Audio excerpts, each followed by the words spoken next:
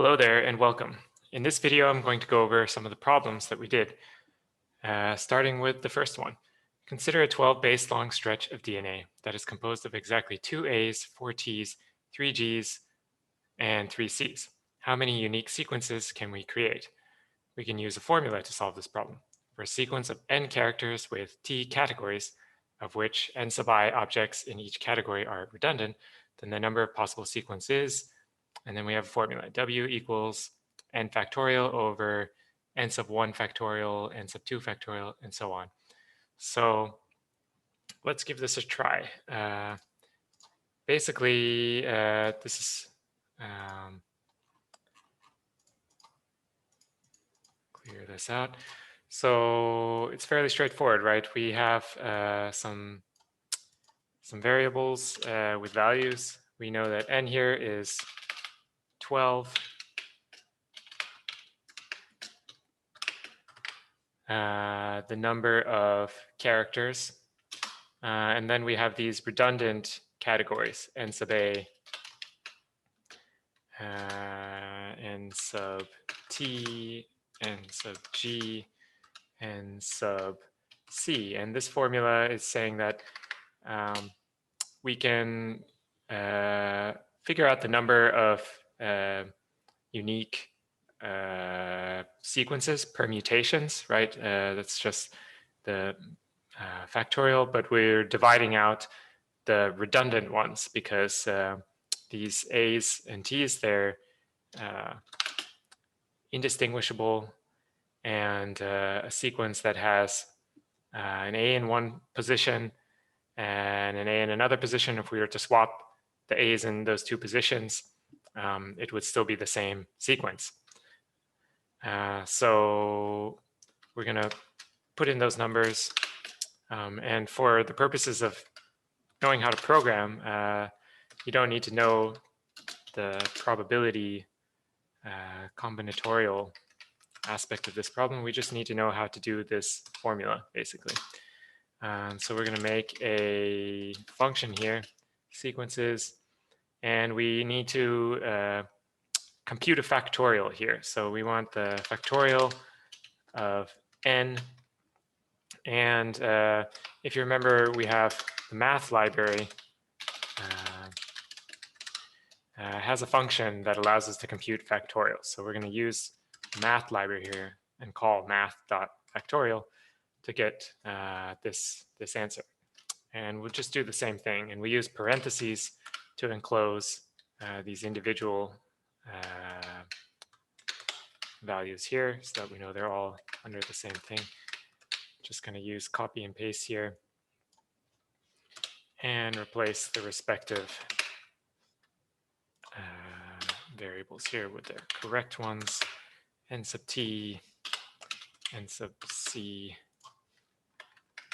and n sub g. And let's give that a try. So, and if we check, what did we have here for sequences?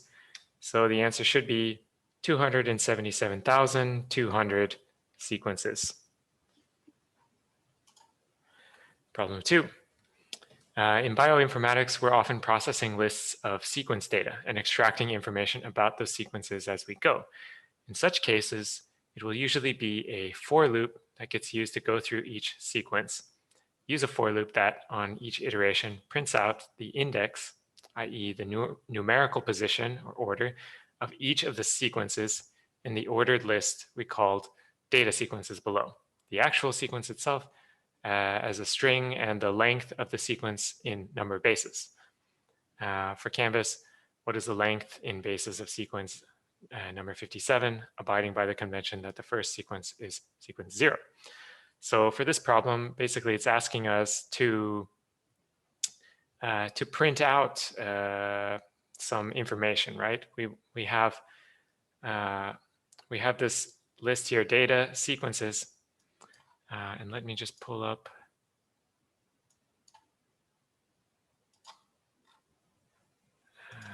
the data sequences. So we have this big list of data sequences, and let's just take a look at it. If we print it out, Here it is. It's full of sequence data. And the problem is asking us to use a for loop to go through this list and on each iteration print out some information. So let's just set that up before we do anything else. So let's just say for I in, we can start with this data sequences, print I. So this is just going to loop through each item and print them out. Pretty simple. But what it also asks us to do is to print out some other things, the index, the numerical position. So how are we going to get that? So one way we can do that is we know in advance how long, we can know how long this list is. We can use the length function, right? So if we do len data sequences, this is going to tell us how large it is. And what we can do is make a for loop that just goes through numbers from 0 up to, but not including the length of data sequences. And this is going to print out integers, numbers, from 0 to 93, up to, but not including 94. So you could think of these then as the indices. And if we were to then use these, go into data sequences and use our indexing rule, right, in square brackets, then this would allow us to print out then the sequence itself. So this can be how we get the information, both pieces of information printed out at the same time, both the index and the sequence itself. And then it's asking us to do one more thing. We want the index, the sequences, and the length of the sequence in number of bases. Okay, so we already used the length function once to get the length of the list, but now we want the length of each individual sequence. So what we can do then is call this length function again, but instead of inputting data sequences as we did above, we do data sequences, but with the index here, I. And that should give us the length of the individual sequences as well.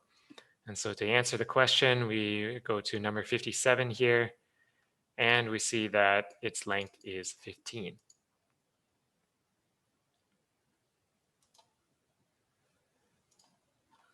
Okay, so next one. The block of code below will allow us to fetch a DNA sequence from Ncbi's nucleotide database. Here we're using yet another external library called BioPython. One of the features of BioPython is a set of tools for interfacing directly with Ncbi database over the web. In this case, we supply the Ncbi ID for the particular sequence we're interested in, the Phi29 bacteriophage polymerase DNA sequence, which has the ID NC003279.8. And to make things simple, we have gone ahead and assigned the entire sequence record to a string variable called main sequence. Your task is to compute the DNA melting temperature, defined officially as the point where half of the molecules are hybridized double-stranded DNA and half are dissociated into two single-stranded DNA. We can estimate it using a classic equation that assumes conditions of 50 millimolar sodium concentration and pH 7.0. And this equation looks like this: Tm equals 64.9 plus, and then fraction here, 41 times Yg plus Zc minus 16.4, and all that divided by Wa plus Xt plus Yg plus Zc, where Wa, Xt, Yg, and Zc are the number of A, T, G, and C bases respectively. Write a program that uses a for loop to compute each of the base counts, and then solve the formula for the Phi29 sequence record. What is the Tm for Phi29 sequence? Rounded to 3 significant digits. Okay, so let's try to unpack this problem a bit. And meanwhile, I will fetch the first line here. So the first thing we're going to do in this problem is just run the code that was already there. And the first thing is just installing BioPython on Google's server here. And the next couple of lines then are going into NCBI's database, the nucleotide database with the ID that we supplied, which actually is different from the one that I've written here. That's interesting. And assigning it to this variable main sequence here. So let's just take a look. So main sequence is this huge string, this stretch of DNA. And we have this formula. So often it's good to work from the end, and we need to solve this formula. So like, let's maybe start there. We have something called TM, and let's just fill this out. 64.9 plus, and then we have parentheses divided by parentheses, big fraction here. So 41 times, and I'm just going to write here G plus C minus 16.4 on the top here, and we have A plus T plus G plus C. And this is our formula. And of course, if we try to run it, we get an error because we haven't defined any of these variables, G, C, A, T. So what are these variables? So we'll go back to the problem and take a look. They're the number of A, T, G, and C bases respectively. So we need to get from this sequence then the number of A, T, G, and C bases, right? So we need to somehow go through this sequence and keep track of, perform kind of logging, counting on these different bases. And of course, we know that we can use for loops to loop through sequential data, including strings. So if I wanted to, for example, loop through, let's call this car, or call it I, whatever. If I wanted to loop through all of the letters in the sequence, we could do that, just print I. And this will go down and print out every single base in the sequence. But instead, what we want to do is count. So we don't want to print everything. We want to include in our loop some kind of counting event. So we might say, A, we have this variable A equals A plus 1. And we know that this can be a way to increment a variable. You add 1 to whatever value is already stored there. And A is going to be 0 at the beginning. So we initialize everything. A equals 0, T equals 0, G equals 0, C equals 0. And then every time we go through this loop, we're going to increment these things. But wait, we have a problem. And of course, that's that we don't want to increment A for every single character. We only want to increment A when we see an A in the sequence. So then we need to include a conditional statement here. So if I, so remember this iterator, this iterable is changing its value as it progresses through the loop. So at one point it might be A, it might be T at another point. So we want to include a conditional statement here that just checks, is it equal to, in this case, A. And A is going to be a string, so we include this colon here to indicate that. And we include the operation that we do if this condition is met here indented underneath it. So if the condition is met, if I is in fact an A, then we're going to up the increment by 1. And we just do this then, include elif conditions for the other possibilities. So if I is T, then we want to increment T equals T plus 1. And another one, if I is equal to G. And note how I'm using here the double equal sign for these conditional statements. G equals G plus 1. And the last case, we can do else, or if we want to, we can include another explicit statement. C. Oops. And here we'll increment C equals C plus 1. So yeah, let's try that. And so now if we were to check the values of A, T, G, and C, we should have some numbers there that are not just 0 as they started from. And now we can finally, let's just move this cell down so it's in the right order. Now we can evaluate our expression. So let's check what is Tm then. And it turns out it is 80.1 if we're doing 3 significant digits.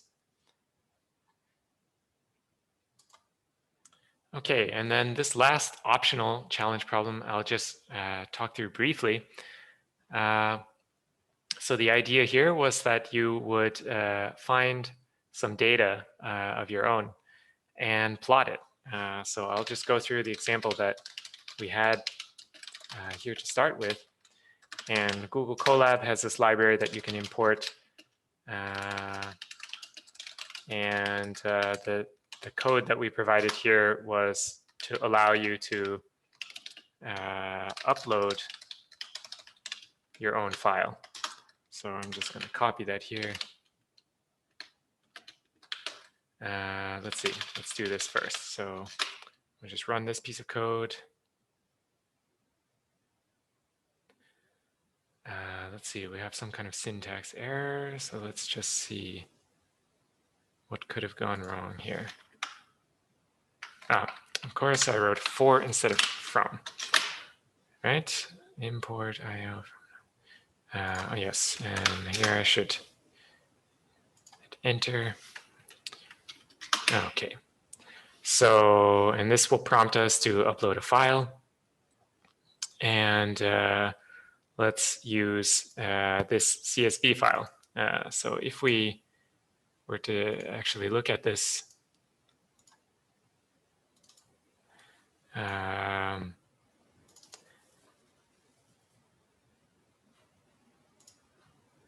so you can see it's just 2 columns of data here, right? Very simple. So we can open it in a spreadsheet program. And now it's uploaded to the server, and what we need to do now is convert it into a Python data structure of some kind. And for that, we'll use this command gen from text from the NumPy library. And here I have to use the same name as my file. I called it example plot. And it's comma separated values, or actually, sorry, semicolon separated. So we include this additional argument here to tell NumPy that we're going to separate each data point by a semicolon. So it's going to use that in order to generate the array and populate the array with different values. So if we do that, we can just take a look at my data. We have 2 columns of data here. And we can then try plotting it. Do that plot. And of course, we have to use the correct indexing. So what we want is for our x values, the first column. So that's going to be, excuse me, all rows. And remember the order, rows and then columns, all rows. And then the 0th column for the x's. And for the y's, we want the second column. So the indexing for that would be, again, all rows, but the 1th column. And that should give us a plot. Let's take a look. And of course, I have failed to import matplotlib. So let's do that, matplotlib.pyplot. And we're going to rename it as plt. Let's try that again. And there we have our plot. And actually, to be totally accurate, we could do, since we saw in this data, printing it out, that actually the first element here is has an error, not a number. We could exclude this from our plots by putting a 1 here. So that will take element 1 and on but it doesn't change much, as you see. So that's it. Hope this makes sense for you guys, and I'll see you in the next video.